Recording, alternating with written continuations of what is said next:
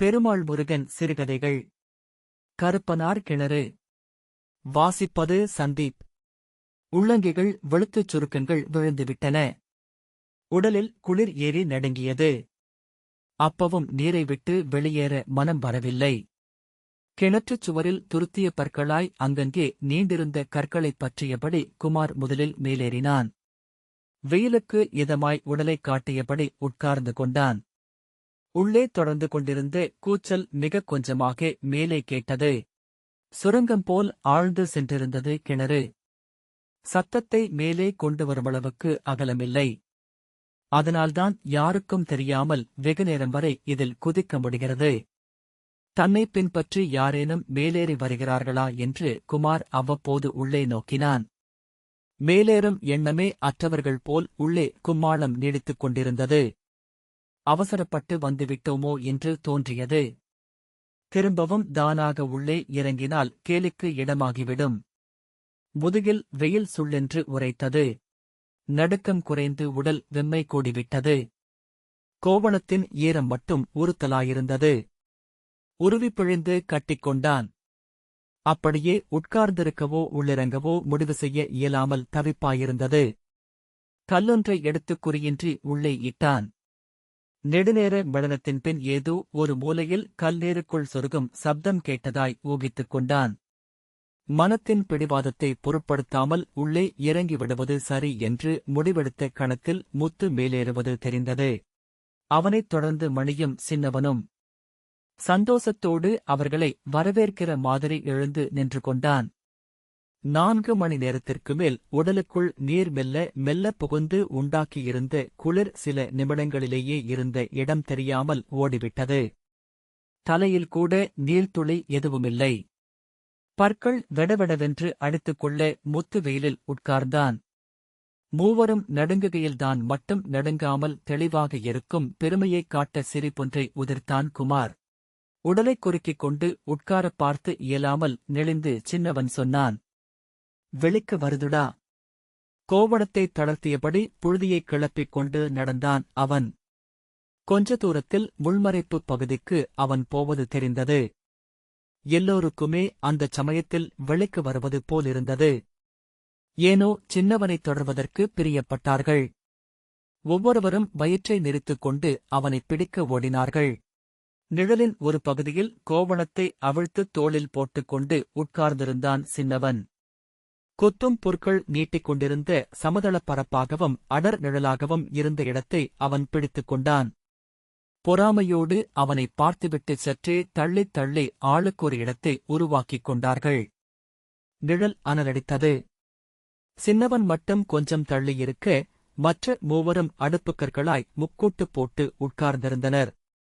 திடீரென சின்னவன் சிரித்தான். செம்பழுப்பாய் தெரிந்த அவன் பற்கள் மூடுவதற்கு சற்றே நேரமாயிற்று. அவன் எதற்கு சிரிக்கிறான் என்றே புரியவில்லை. குமார் கல்லொன்றை விட்டெறிந்தான். அவன் கால்சந்தில் நுழைந்து பீக்குள் போய் புதைந்தது. எதுக்குடா சிரிக்கிற என்று மணி கத்தினான். சிரிப்பை அடக்க முடியாமல் தவித்து, இல்லடா ரு என்று இழுத்தான். சொல்லிட்டு சிரிடா ரு. மூவருக்கும் எரிச்சல் கூடிற்று. ஒருவாறு சிரிப்பை அடக்கிக் கொண்டு கண்களில் வழிந்த நீரைத் துடைத்துக் கொண்டே சின்னவன் சொன்னான். இல்லடா. இந்த வெள்ளையன் தன்னோட கிணத்துல குதிக்கக் கூடாதுன்னு சட்டம் போட்டு வச்சிருந்தான்ல. அதுக்குன்னே நாள் பார்த்துக்கிட்டு இருந்தண்டாரு. நாம இப்ப குதிக்கிறது தெரிஞ்சதுன்னா மேலிருந்து பெரிய கல்லா தலையில தூக்கிப் போட்டிருப்பான். கிணத்துக்குள்ளேயே சமாதிதான். பெரிய இக்கட்டிலிருந்து தப்பித்துக் கொண்ட பாவனையில் முத்து சொன்னான். அதுக்குத் தாண்டா இன்னைக்கு நான் என்ன பண்ணுனேன் தெரியுமா? நெஞ்சுல, தொண்டையில, மூக்குல எல்லா இடத்துலயும் அடைச்சிக்கிட்டிருந்த சளி முழுக்கத்தையும் சிந்திச் சிந்தி கிணத்துக்குள்ளே போட்டுட்டன். அவன் நாளைக்கு வந்து இறைச்சிக்காட்டுக்கு உடற தண்ணி, மாட்டுக்கு ஊத்துறது, அவன் எத்திக்கிறது எல்லாத்துலயும் என்னோட சளி முதங்கும். அத்தனை சளிய சிந்திப் போட்டிருக்கறன். பாத்துக்க. வெள்ளையனின் வெள்ளை வெளிர் என்றிருக்கும் உடல் முழுவதும் சின்னவனின் சளி உலை கொத்து கொத்தாக அப்பியிருக்கும் காட்சியை கற்பனை செய்து சிரித்தார்கள். வழித்து எரிய எரிய உலை பிசுபிசுவென ஒட்டிக்கொண்டே இருந்தது. எறும்புகள் மொய்த்துக் கடிப்பது போல வெள்ளையன் அந்தப் பக்கமும் இந்தப் பக்கமும் திரும்பி திரும்பி ஊளையை வழித்து எறிய முயல்வது வேடிக்கையாக இருந்தது. சட்டென புத்து சொன்னான். நான் என்ன பண்ணுனன் தெரியுமாடா? தொண்டையில இருந்து வந்து எச்சில் முழுக்கத்தையும் காரி காரி துப்புனண்டா. ஊத்தை எச்சடா, மொத்தையா தண்ணிக்குள்ள விழுந்தது.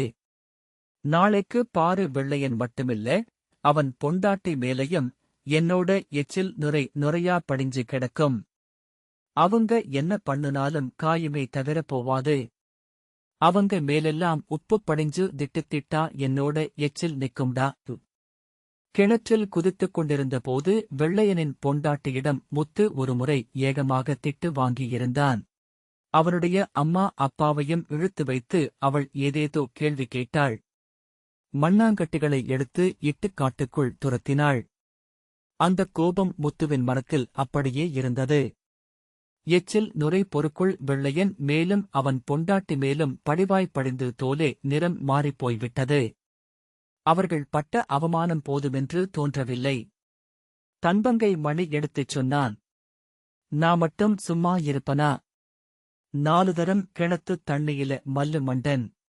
அவனும் அவன் பொண்டாட்டியும் பல்லு விளக்கி வாய் கொப்பளிச்சா என்னோட மல்லுலதான் கொப்பளிக்கோணும். உப்புக்கரிச்சிகிட்டு அவ்வளவு ருசியா நாக்குல இறங்கும். நம்ம கிணத்துத் தண்ணி இனிக்குதுன்னு 2 பேரும் அள்ளி அள்ளி குடிப்பாங்க. எம்மல்ல மணி சொல்லச் சொல்ல எல்லோருக்கும் சிரிப்பை அடக்க முடியவில்லை.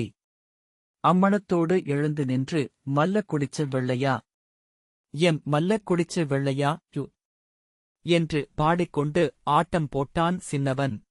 பாட்டுக்கேற்ப அவன் குஞ்சு ஆடித்தாளம் போட்டது.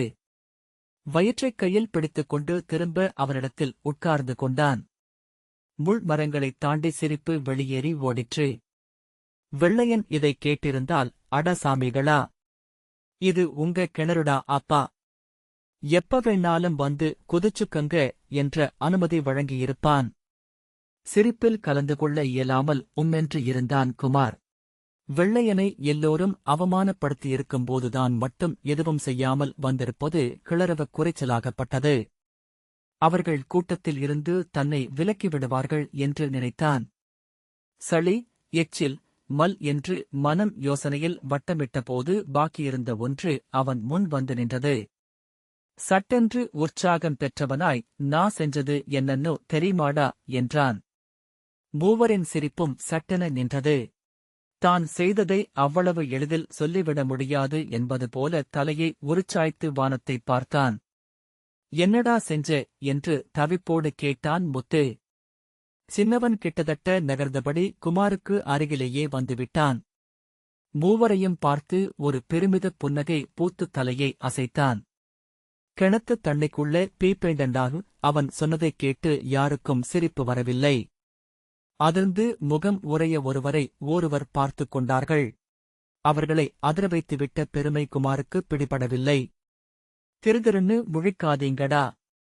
நெசமாலுமே பீப்பேண்டன் சின்னவன் முகத்தை தீவிரமாக்கிக் கொண்டு குமாரிடம் கேட்டான். பொய் பேசாதீடா. குசுவுதான உட்ட. குமாருக்கு தன்னை நிரூபித்துக் கொள்ள வேண்டிய கட்டாயம் ஏற்பட்டது.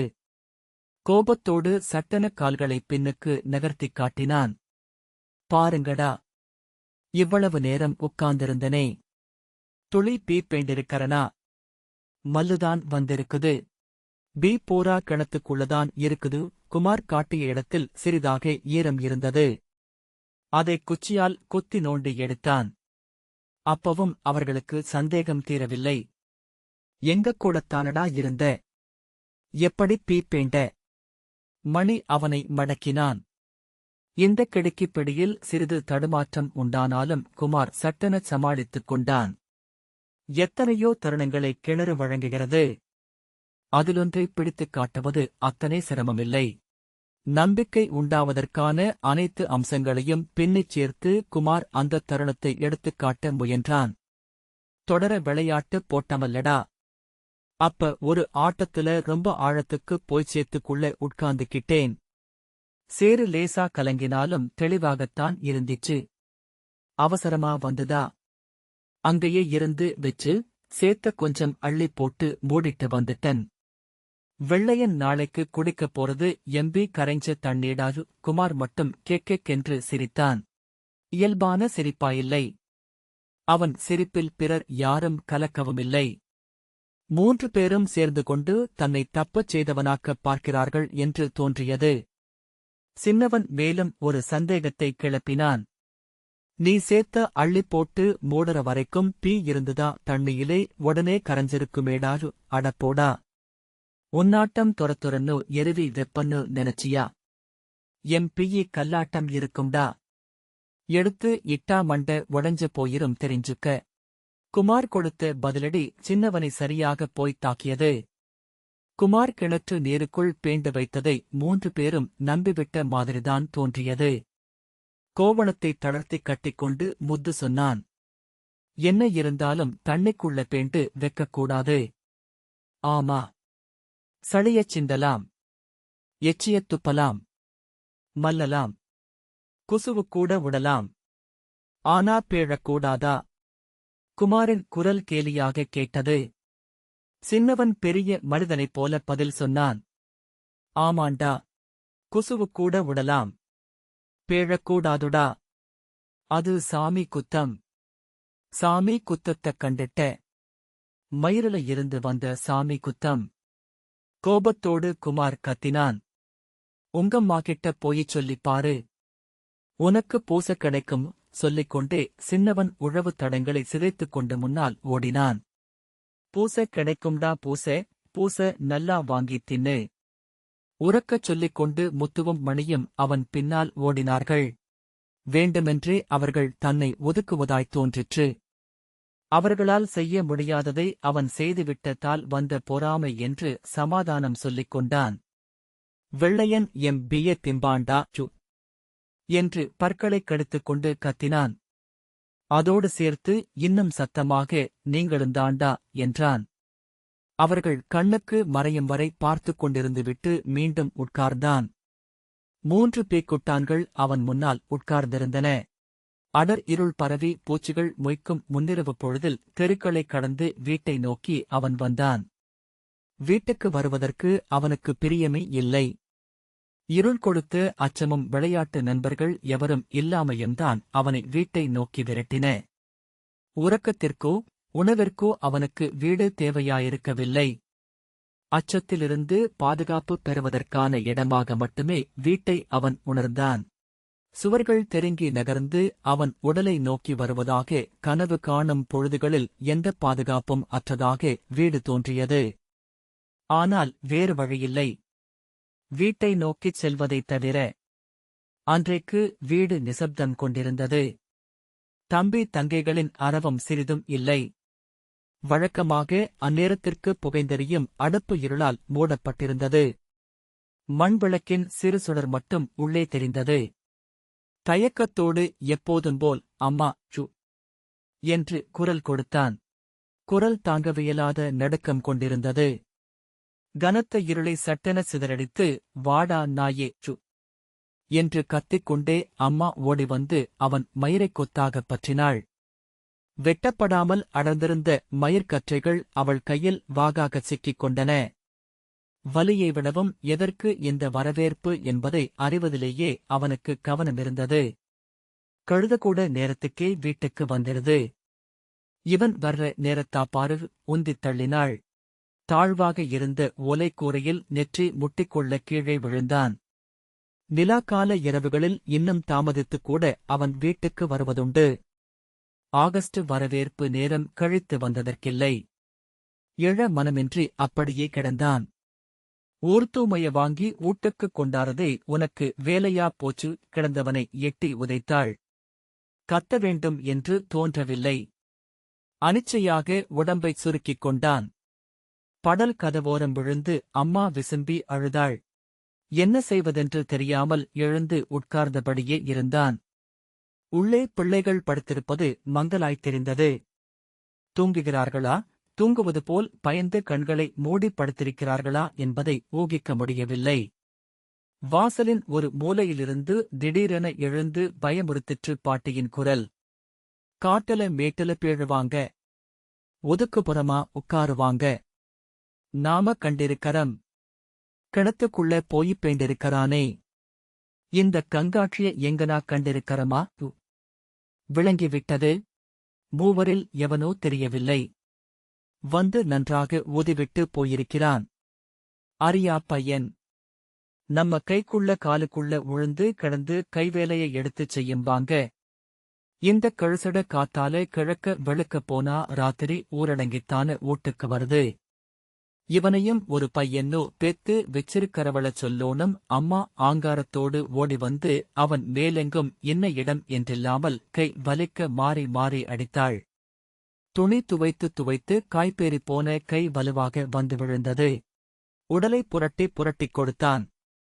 வெகுநேரம் அடித்தபின் ஓய்ந்து போனாள். கேவிக்கொண்டு அவனருகிலேயே குந்த வைத்தாள். அடியின் வலி உடம்பை விட்டு அந்த கணமே ஓடிவிட்டது போலிருந்தது. அம்மா என்றபடி அவள் மடிக்குள் புதைந்தான். அவனை வாரி அணைத்துக் கொள்ளவுமில்லை, தூரத் தள்ளிவிடவுமில்லை. பாட்டே தனக்குத்தானே பேசிக்கொள்பவளாய் ஊர் முழுதும் கேட்கும்படி இறைந்து கொண்டிருந்தாள்.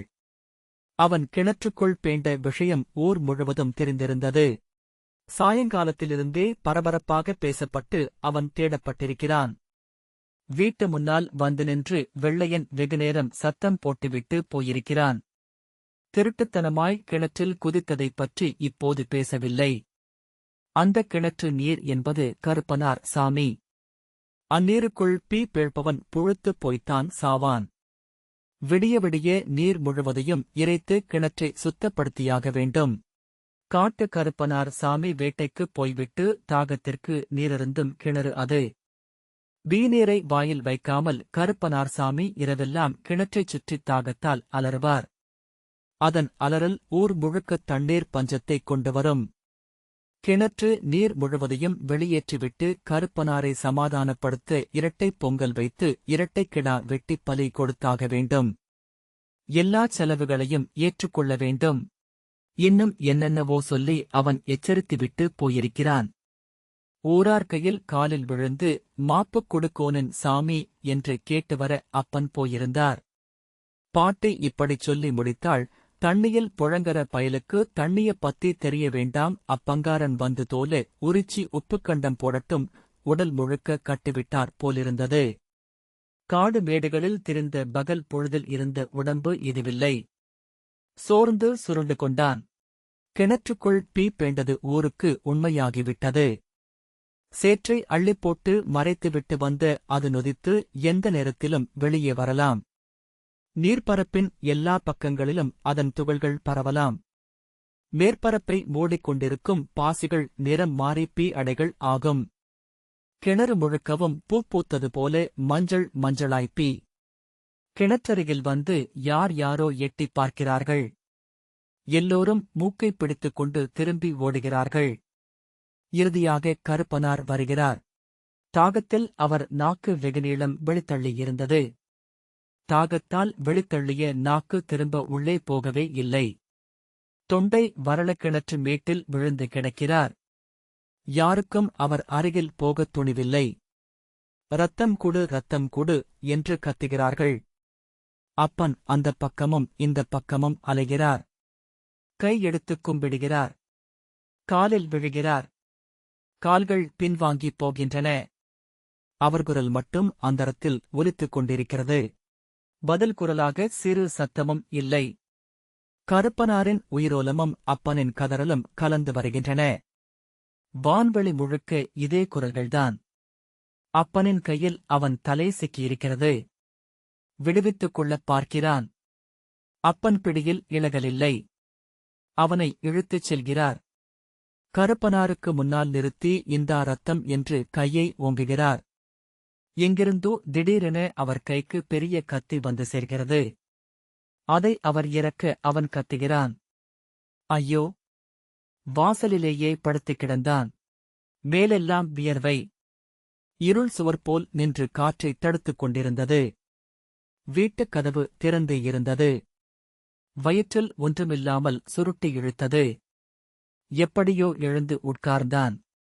அப்பன் வருவதற்கான சுவடு எதுவும் தெரியவில்லை. வந்திருந்தால் தன்னால் இப்படித் தூங்கியிருக்க முடியாது. உண்மையாகவே அவர் கையில் கத்தி கொண்டு வரலாம். உள்ளே போய்ச் சட்டியை புரட்டி ஏதாவது இருக்கிறதா எனப் பார்க்கத் தோன்றிற்று. திடீரென அம்மா விழித்து, போய் பிய தின்னுடா என்று கத்தலாம். சத்தம் கேட்டு அக்கம் பக்கம் விழித்துக் கொள்வார்கள். அவனைப் பார்த்து சிரிப்பார்கள். சிறு பிள்ளைகள், தண்ணிக்குள்ள பேண்டவன், தண்ணிக்குள்ள பேண்டவன் என்று கத்திக் கொண்டே அவன் பின்னால் வருவார்கள். சட்டெனக் காற்றுத்திரள் ஒன்று ஓடி வந்து அவன் முகத்திலடித்து, அப்பந்தானோ என திடுக்கிட்டு திரும்பினான். காற்றை உணர்ந்ததும் வெட்கம் கூடிற்று. அப்பனின் வருகையை இந்தக் காற்று முன்னறிவிக்க வருகிறது போலும். வாசல்வெளி பாதுகாப்பான இடமாகத் தோன்றவில்லை. இருளுக்குள் நடக்க விரும்பினான். மெல்ல எழுந்து நாய்களுக்கு அரவம் காட்டாமல் நடந்தான். வீடுகளைக் கடந்து வீதிகளைத் தாண்டி வெளியே வந்ததும் ஆசுவாசமாக இருந்தது. விரிந்து கிடக்கும் வீட்டு நிலங்கள் அவனை வாவென்று அழைத்தன. வெயிலில் கெட்டிப்பட்டுப் போன நிலமேனிகளை இரவு குளிர்வித்திருந்தது. எவ்வளவு தூரம் நடந்தான். இன்னும் நடக்க வேண்டிய தூரம் முடிவில்லாமல் நீண்டிருப்பதாகப்பட்ட கணத்தில் அந்த ஊரை விட்டு வெளியேறிவிடும் முடிவை எடுத்தான். அது அவனை உந்தித் தள்ளியது. ஆனால் நிதானமாகவும் பொறுமையாகவும் அடி எடுத்து வைத்தான். வழியில் வெள்ளையன் கிணறு குறுக்கிட்டது. உள்ளே கருப்பனார் சாமி மொஸ்முச்சென்று நீரருந்தும் சத்தம் கேட்டது. அதனால் ஒன்றும் அவன் தடைப்படவில்லை. கவிதாசரன், ஜூன் ஜூலை 2002. இந்த வாசிப்பை கேட்டதற்கு நன்றி.